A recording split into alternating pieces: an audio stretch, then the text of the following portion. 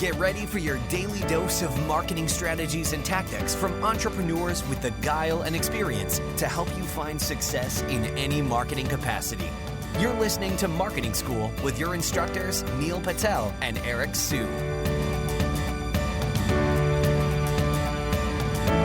Hello and welcome to another episode of Marketing School. I'm Eric Sue. And I'm Neil Patel. And today we're going to talk about how to map out your marketing funnel. So Neil, what the heck does that mean exactly? Yeah, so a marketing funnel is the steps someone takes when they're going through your whole website, right? So think of a funnel as in someone could go to your homepage, then from your homepage, they check out your product. If they like the product, they add it to their cart. Then they go through the checkout process, they put in their name, email, they register, and then they complete the purchase, right? That's the example of a funnel. But what happens if someone adds something to their cart and doesn't buy, right? They don't complete the checkout. What happens if someone views your pricing page and they don't add something to their cart? What happens if someone registers for a webinar, they watch something, but they don't buy whatever you're selling them, right? The possibilities are endless depending on your business type. What a marketing funnel is it's creating all the scenarios that a user can go through before they buy, all the way from how you get someone to your website to the purchase. And there's different avenues people can take because not everyone goes through a website in which most people design it for. Most people design a website for you come to my website and you buy something.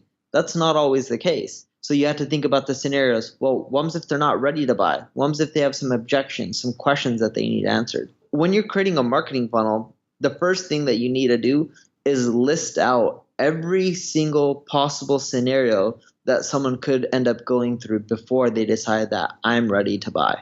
A tool that can help you, obviously, I think you're going to want to map this out through, you can use perhaps a spreadsheet.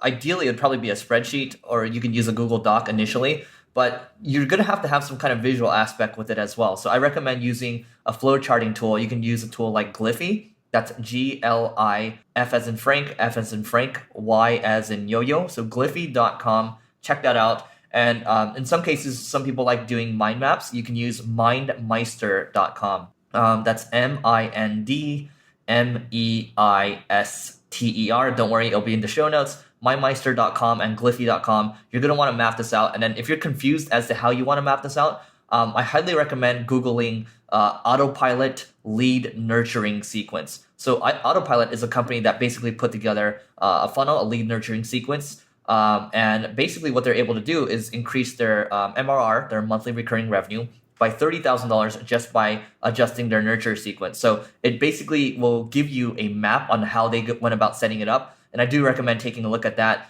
And if you want more education around this, you can go to YouTube, check out Frank Kern. Frank Kern talks about contingencies. You do want to make sure that you're setting up contingencies. So if somebody has behaved a certain way, let's say they've added something to the cart, but they did not purchase, they should be messaged differently, right? Every single person is different and there's different behaviors, and you need to map all of that out first before you start doing this flowchart stuff. But I think more importantly, one thing that we're trying to adjust right now for our funnel, we had something basic built out. What we're trying to do now is to make sure that we're tailoring the message correctly to the right people. So we can't just ask them directly to come to a free consultation if they don't know us, right? We're just basically asking them to spend time with us, right?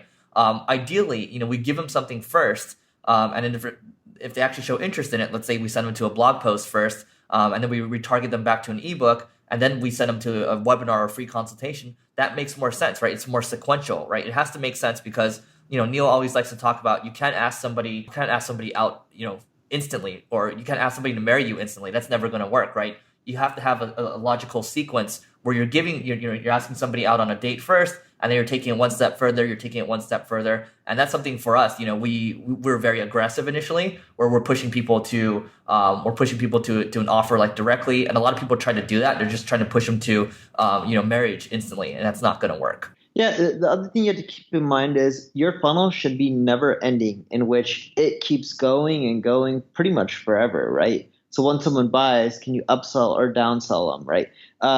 Like Eric mentioned, we were just talking about marriage. If you get someone to buy something, it's much easier to get them to do more, right? It's like once someone's married, you can ask them to do things that are much more personal or things that they wouldn't do if you just knew a random stranger. Same thing with your buyer group. the people who buy from you once, they're much more likely to buy from you again or tell other people on how amazing you are if you just ask them these little things. So your funnel shouldn't end. And the key before creating any funnel, everyone thinks it's the copy. It's not the copy.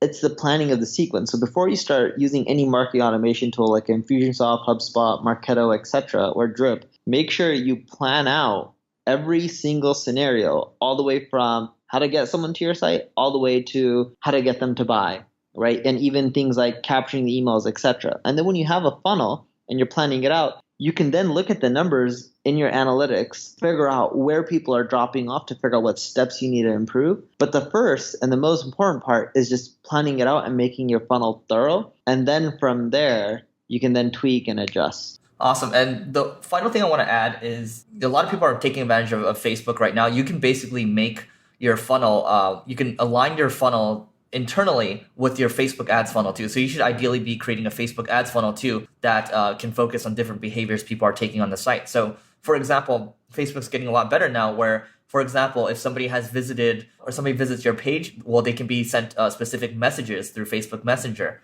And also at the same time, if people you can target people based on top 5%, top 10%, top 15%, or how many pages that they visited. You can get a lot more granular with Facebook now. So you can tailor your funnel. When you're doing your funnel, also think about what kind of ad funnel you might be setting up as well. That way, like let's say they leave your website, well, they're being sent consistent messaging across Facebook as well, and also other channels. Neil, anything else to add before we hop off? Yeah, mentioning Facebook. So we do a lot of Facebook campaigns. I've been messing around a lot with YouTube lately. And the thing to keep in mind is when you're creating a funnel, remember these traffic channels are different from each other. So on my end, I found that I make more money having a separate funnel for Facebook than I do for my normal Google traffic. Same with my YouTube traffic, etc. So I have multiple funnels. And when you do that, you'll see your conversions going up. You don't want to just create a funnel for every scenario and just be like, all right, it's ready to go. Well, each traffic source, different type of visitors. And for that reason, you need to create a different funnel, let's say for Facebook, versus Google Organic or even Google Paid. The reason being is when someone searches on Google, they have intent. When someone's on Facebook, they don't have as much buyer intent. That's it for today's episode of Marketing School. We'll see you tomorrow. This session of Marketing School has come to a close. Be sure to subscribe for more daily marketing strategies and tactics to help you find the success you've always dreamed of. And don't forget to rate and review so we can continue to bring you the best daily content possible. We'll see you in class tomorrow, right here on Marketing School.